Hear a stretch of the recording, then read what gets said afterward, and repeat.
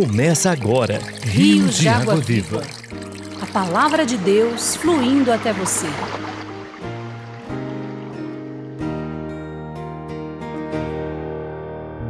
Que tu, Senhor, sejas minha visão, só o que és encha o meu coração.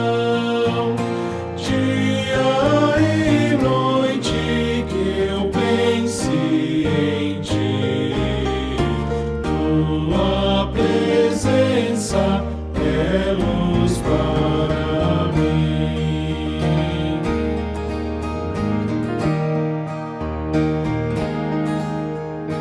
Sabedoria a minha, Senhor, sempre comigo com teu forte amor. Tu, meu Pai eterno, e eu, Filho teu, moras em mim, somos um, tu e eu. Dias mais sábios. 4 de junho. Humildes de espírito. Melhor é ser humilde de espírito com os humildes do que repartir o despojo com os soberbos. Provérbios 16, 19. Não é sem razão que a primeira bem-aventurança do ensinamento dado por Jesus no monte seja: bem-aventurados os humildes de espírito, porque deles é o reino dos céus. Mateus 5:3.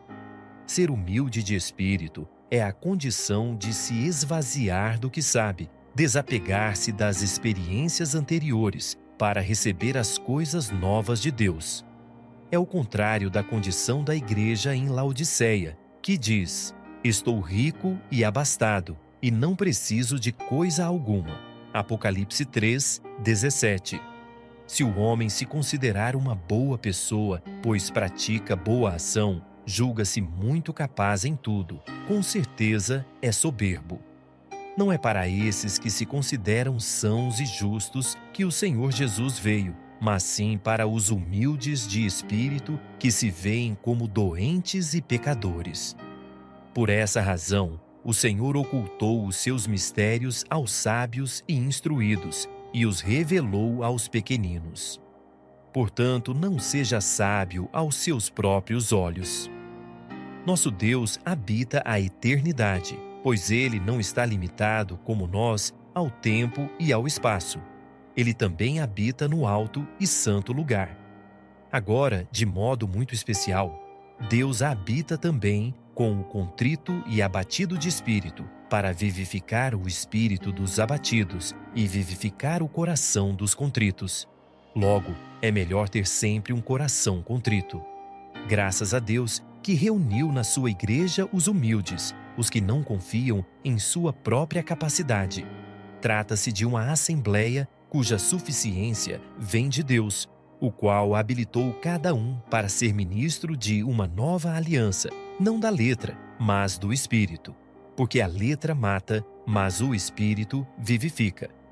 Ó Senhor Jesus, livra-nos da doença do eu já sei, eu sou capaz. Humilha-nos na Tua presença para vivermos pelo Teu rico Espírito.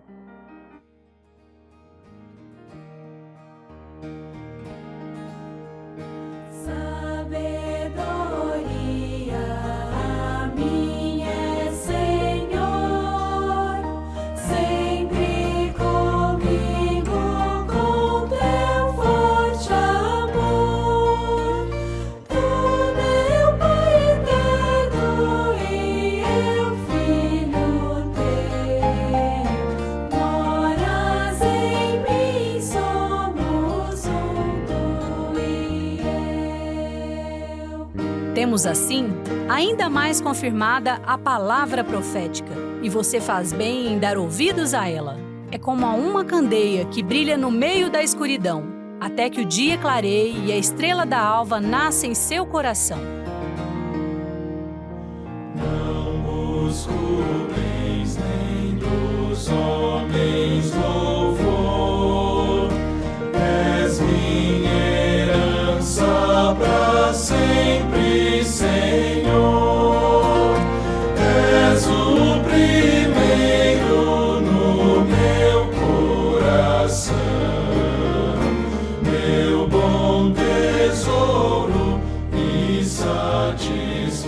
coração. Seguimos agora com a continuação da mensagem Jacó, a necessidade de transformação. Despertado Jacó do seu sonho, disse: na verdade, o Senhor está neste lugar e eu não sabia. E temendo disse: quão temível é este lugar, é a casa de Deus e porta dos céus. Irmãos, Deus não disse nada sobre a casa de Deus para ele, mas ele teve a visão, ele teve a revelação. Irmãos, como na nossa vida, na vida espiritual, nós precisamos da palavra de Deus que nos dá visão, nos traz revelação. No sonho dele tinha uma escada. E essa escada, né, aqui fala, uma escada é posta na terra. A base da escada, o apoio da escada é na terra. E a escada servia de um canal, uma estrada que liga a terra com o céu. E você vê um tráfego. Que tráfego é esse? Você vê os anjos não descendo, mas subindo. Irmãos, os anjos subindo ao céu e depois descendo do céu. Então, irmãos, tudo isso é muito interessante. E aí, em João capítulo 1, dá uma olhada em João capítulo 1, versículo 48, que diz: perguntou-lhe Natanael: donde me conhece? Eu vou ler desde o 47. Jesus viu Natanael aproximar-se e disse ao seu respeito: eis um verdadeiro israelita em quem não há dolo. Perguntou-lhe Natanael: donde me conheces? Respondeu-lhe Jesus: antes de Filipe te chamar, eu te vi quando estavas debaixo da figueira. Então exclamou Natanael: mestre, tu és o Filho de Deus, tu és o Rei de Israel. Ao que Jesus lhe respondeu: por que te disse que te vi debaixo da figueira? Crês? Pois maiores coisas do que estas verás. Que maiores coisas do que estas? E acrescentou: em verdade vos digo que vereis o céu aberto e os anjos de Deus subindo e descendo sobre o Filho do Homem. Quem é a escada? A escada é Cristo. Não Cristo com a sua divindade, mas Cristo com a sua humanidade. Porque ele se dispôs a deixar o céu, a sua posição de Filho de Deus, ele se rebaixou, se humilhou, se tornou homem, veio em figura humana e ele se tornou carne. É o Verbo que se fez carne e habitou entre nós. Esse Cristo é o Filho do Homem. Veio para quê? Veio à terra, irmãos, para estabelecer um canal de ligação com o céu. Esse canal de ligação tem que ser construído a partir da base da terra. Por isso essa escada é posta na terra. E Cristo veio até aqui na terra para construir essa escada. E ele é essa escada, que é a construção. A construção da escada é sua encarnação, o seu viver humano, fazendo a vontade de Deus aqui na terra, fazendo o seu ministério terreno acontecer e depois complementando com a morte, que é a coisa mais maravilhosa no plano de Deus, e também Deus o ressuscitou, tornando-se o Espírito, e ele foi elevado à direita de Deus, sentado à direita de Deus, acima de todo e qualquer poder e domínio que possa existir. Então, irmãos, essa é a escada que Deus colocou aqui. Irmãos, essa escada hoje está onde? Está na igreja. Por isso que quando Jacó acordou, quão temível este lugar. Eu não sabia que Deus estava aqui. Quão temível este lugar. A casa de Deus e porta dos céus. Irmãos, hoje existe uma embaixada do céu na terra, que é a igreja. Na igreja, você tem a porta dos céus. A igreja é a casa de Deus. A igreja não pertence a essa terra. A igreja é a embaixada de Deus do céu aqui na terra. Então, na igreja, nós temos uma escada e essa escada se comunica com o céu. A partir da encarnação de Jesus, sua crucificação, ressurreição, sua ascensão, né? Hoje nós temos essa escada com a porta aberta para o céu. Irmão, por isso que quando você faz a imersão, funciona. Porque o Cristo abriu essa escada aqui para você, você tem uma comunicação direta com o céu. Tudo que você faz aqui na terra, tudo que a igreja faz aqui na terra, irmãos, tem uma comunicação da terra com o céu. Como Jacó enxergou isso? Vem pela revelação. Mateus 16. Como é importante nós termos a visão que vem pela revelação de Deus. Até nós conhecemos a Cristo realmente como Ele é, nós precisamos de revelação. Se Deus Pai não nos revelasse, nós tampouco mal conheceríamos Cristo, no máximo como uma história. Mas nós precisamos ter a visão de Cristo. Por isso que em Mateus 16, vamos lá. Jesus então, lá em Cesaré de Filipe, numa atmosfera límpida, não é carregada de religião. Então Deus fez uma pergunta para os seus discípulos. Quem diz o povo ser o Filho do Homem? O povo todo aqui da Galileia. Depois eu fui para Jerusalém. Todo o povo que me cerca. O que eles acham que eu sou? O filho, está se referindo ao Filho do Homem, não Filho de Deus, Filho do Homem, como homem. Aí então eles responderam, uns dizem João Batista, outros Elias, outros Jeremias, ou algum dos profetas. Que no máximo que as pessoas consideravam quem era Jesus era apenas um profeta, um dos profetas. Jesus não estava contente, porque esse é um conhecimento que não vem da revelação de Deus. Irmão, não precisamos da revelação de Deus. Aí que aconteceu? Mas vós, continuou ele, quem dizeis que eu sou? Vocês estão comigo tão pertinho, vocês acompanham de perto tudo que eu falo. Para você, quem eu sou? Aí respondeu Simão Pedro, disse, tu és o Cristo, o Filho do Deus vivo. Agora ele atingiu o alvo. O Senhor ficou satisfeito. Tu és o Cristo, não é apenas um dos profetas.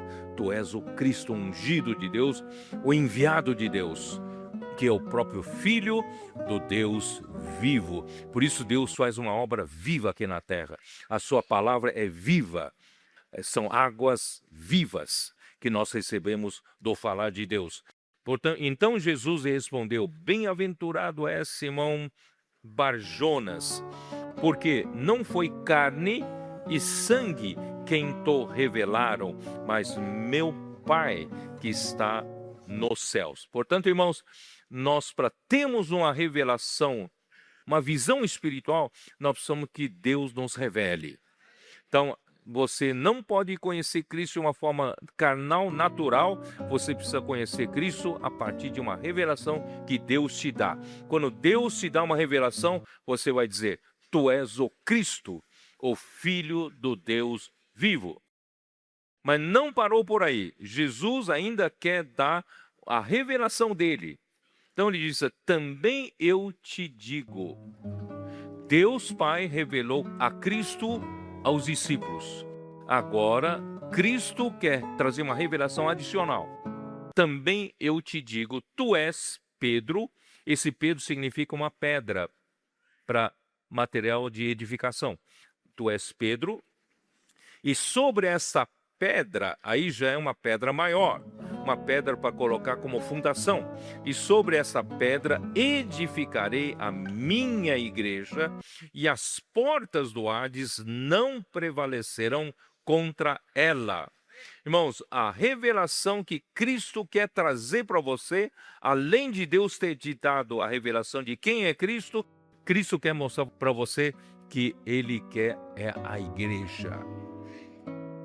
E Cristo veio aqui como ungido de Deus é para edificar a igreja. E a igreja, irmãos, é quem vai fazer frente à porta dos Hades. Nada mais consegue prevalecer contra a força do mal, dos dominadores desse mundo tenebroso. Nada vai fazer frente, mas a igreja vai fazer frente. Mas a igreja edificada. Por isso, irmão, nós precisamos de edificação. Esse final de semana, fiquei tão contente, muito contente que, irmãos, as coisas estão acontecendo.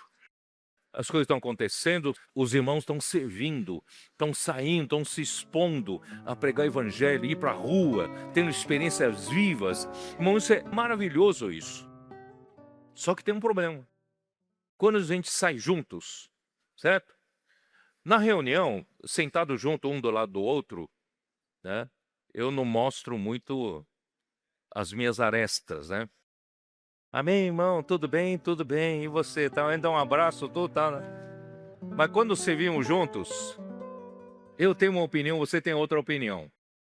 Eu sou rápido, você é lento. Eu quero ir para a direita, você quer ir para a esquerda. Acontece ou não acontece isso? Ah, vocês sabem disso. Servir juntos, irmãos, acontece esses conflitos, esses atritos, essas arestas começam a machucar um ao outro. É bom isso. Isso é saudável. Deus quer nos edificar. E a edificação passa por esse processo. Senão, a gente fica sempre escondido em casa. Certo? Ninguém sabe dos meus defeitos. Tem um provérbio: o ferro com ferro se afia. Você sabe como é que você, por exemplo, você faz o jateamento? Você já sabe o que é o jateamento? De você limpar uma superfície com ferrugem. Você faz um jateamento às vezes com areia, e também tem esferas, pode fazer com esfera de aço, né? E essas areias são sempre redondinhas. Esferas também são sempre redondinhas, porque se afiaram muito tempo. Todas as arestas foram embora, ficaram só esfera.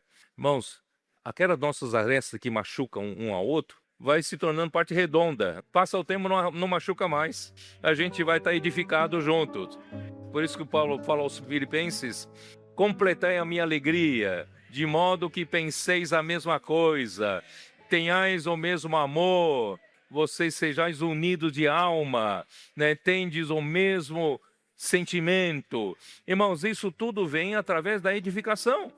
Isso é positivo, é bom, né? Então Deus quer uma igreja edificada. Quando a igreja estiver edificada, irmãos, as portas do inferno não vão prevalecer contra ela. Nós vamos vencer essa guerra.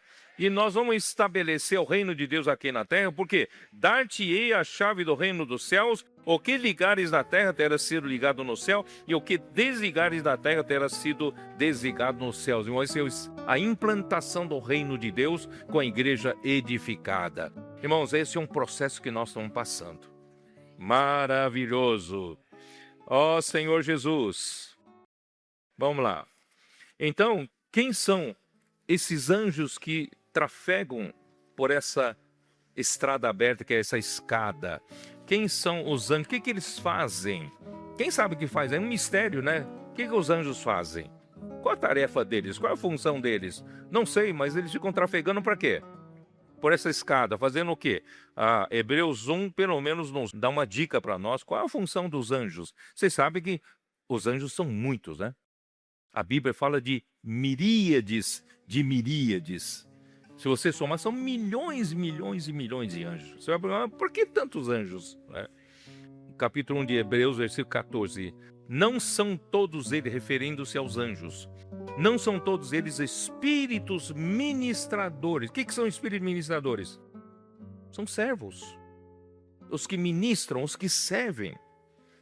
garçom é um ministro. Um recepcionista é um ministro. Quem te serve, todo o serviço é um ministro, né? Então, eles são para servir. Eles são servos de Deus para servir a quem? O versículo diz: enviados para serviço a favor dos que hão de herdar a salvação. Aqueles que prezam o direito de primogenitura, aqueles que amam a vontade de Deus, aqueles que pagam preço porque valorizam o que Deus valoriza. Irmãos, esses são Jacós. Ainda que demos tantas jacosadas na vida, irmão, nós temos anjo nos servindo, porque Deus deseja nos transformar para a edificação da casa de Deus. Ó Senhor Jesus, todo o processo da edificação da casa de Deus, desde o chamamento, a edificação, irmãos, tudo depende dessa função de Cristo ser a escada que faz a ligação da terra para o céu.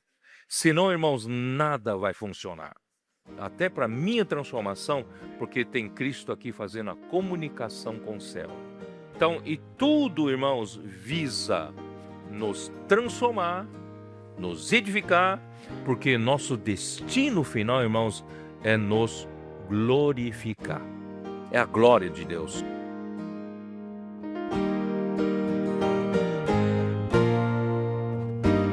Essa mensagem continua no próximo programa. Contamos com sua audiência. Que tu, Senhor, sejas minha visão, só o que és encha o meu coração, dia e noite que eu pense em ti, tua presença é luz para Você está no Rios de Água Viva. Ainda temos mais palavra, mais vida e mais bênção para você. Sabedoria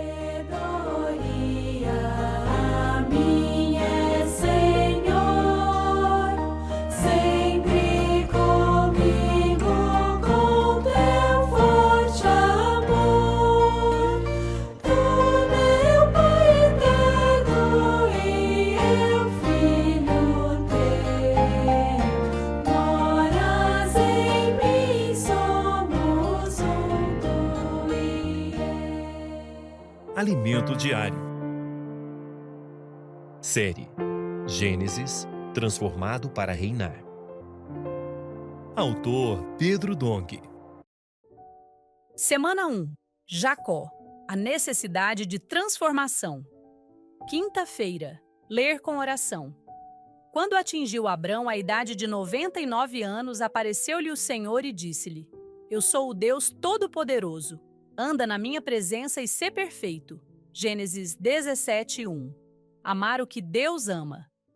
Todos nós temos um pouco de Jacó, ou seja, todos nós buscamos um jeito de conseguir o que queremos, assim como Jacó fazia. Mas mesmo quando agimos assim, um dia nos encontramos com o Deus Todo-Poderoso. Por vários anos podemos ter usado nossa astúcia para conseguir o que queremos, mas chega um dia em que Deus nos mostra que se tudo não fosse por seu poder, por sua misericórdia e por sua vontade, jamais conseguiríamos obter coisa alguma. Portanto, quanto mais cedo tivermos um encontro com o Deus Todo-Poderoso, o Deus da Glória, o El Shaddai, mais cedo encontraremos a solução para a nossa vida, a transformação. A bênção descrita nestes versículos: Deus Todo-Poderoso te abençoe, e te faça fecundo, e te multiplique para que venhas a ser uma multidão de povos. Te dê a bênção de Abraão, a ti e a tua descendência contigo, para que possuas a terra de tuas peregrinações, concedida por Deus a Abraão. Gênesis 28, 13 e 4. Diz respeito à terra prometida e à descendência. Ao fazer essas promessas, Deus tinha em vista a vinda de Cristo. Assim como Jacó, Abraão também lutou, utilizando suas forças. Após a demora do cumprimento da promessa recebida de gerar um filho, Abraão e Sara ficaram inquietos e, por sua astúcia, geraram de Agar, serva de Sara, a Ismael. Após seu nascimento, por 13 anos não há registro da visita de Deus a Abraão. Deus apareceu a Abraão e se revelou como o Deus Todo-Poderoso, que em hebraico é El Shaddai. Portanto, quando El Shaddai aparece na vida de uma pessoa, tudo muda radicalmente, assim como ocorreu com Abraão, cujo nome foi mudado de Abrão para Abraão. Nesse momento também foi instituída a circuncisão, mostrando que Deus estava fazendo um pacto com o homem, que consistia em o homem não usar mais a força de sua carne para tentar ajudar a Deus. Esse é o sinal da circuncisão. Em seguida, Deus também mudou o nome de Sarai para Sara e prometeu-lhe um filho, que ao ser concebido foi considerado um milagre, pois ninguém esperava que isso acontecesse. Portanto, vemos que a aparição do El Shaddai na vida de uma pessoa muda tudo. Essa aparição só ocorre após terem se esgotado nossas forças. Em que estágio você se encontra? Você ainda está no estágio de lutar utilizando sua astúcia, sua artimanha e seus artifícios? Será que você ainda é aquele espertinho que sempre consegue o que quer? Tudo isso muda quando o El Shaddai aparece a nós. É muito significativo que Isaac mencione o El Shaddai ao se despedir de Jacó, pois ele era um homem pacato, que nunca se afastara de sua tenda dessa maneira. Mas nesse momento tudo mudaria, pois Jacó precisava sair de casa para não ser morto por seu irmão Esaú. Ele viajaria sozinho pelo deserto, enfrentando todo tipo de risco, seja de salteadores, de malfeitores ou de feras, podendo perder sua vida. Assim, alguém que nunca saíra de casa agora se aventuraria naquele deserto. Mas por que ele pagou todo esse preço? Jacó pagou esse preço por amar o que Deus amava, isto é, ele amava o direito de primogenitura, amava a bênção e as promessas que Deus dera a Abraão. E você? Estaria disposto a pagar qualquer preço pelo que Deus valoriza? Hoje, nossos adolescentes da casa de adolescentes, quando atingem maior idade, são aperfeiçoados no CEAP e no PAC. Por causa disso, eles já se aventuram e viajam para outros países, como Japão, Coreia do Sul e África do Sul. Eles pagam esse preço porque dão valor ao direito de primogenitura. De fato, não pagaremos o preço por algo que não valorizamos. Precisamos agir com visão espiritual e não por impulso natural. Tudo o que fizermos deve estar debaixo dessa visão espiritual provinda da palavra de Deus. É assim que valorizamos o que Deus valoriza. Esperamos você amanhã para mais uma leitura do Alimento Diário.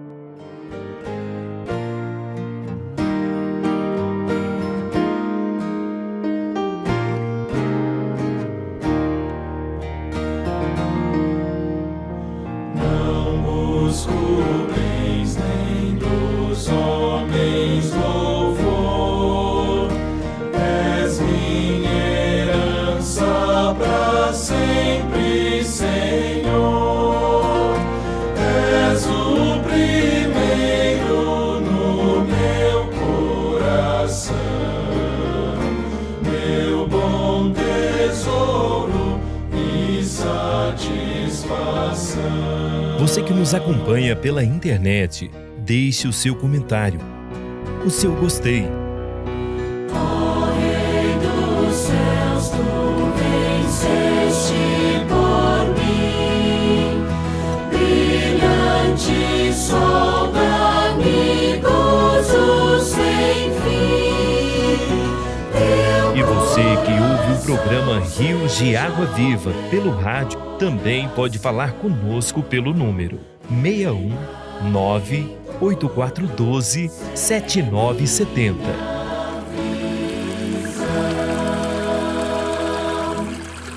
O programa Rios de Água Viva vai ficando por aqui. Que a palavra de Deus continue iluminando você.